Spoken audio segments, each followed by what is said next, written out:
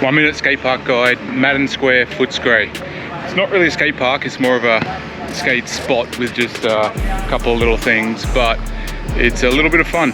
It's got a cool little manny pad which has a spine ramp in the middle with only one piece of coping, and the coping is a big fat one, so it's what I like to call a rib cracker, because if you fall off, especially on rollerblades, your feet slip out and you land on your ribs, so it's very dangerous, but that's what makes it fun. Also, the manny pad is nice.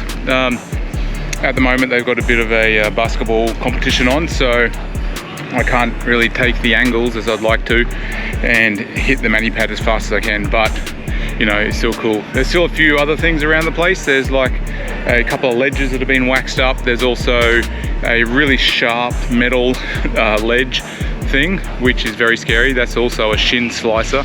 So lots of dangerous things here to break your bones and have fun. I give this place 1 BB out of the 6-pack.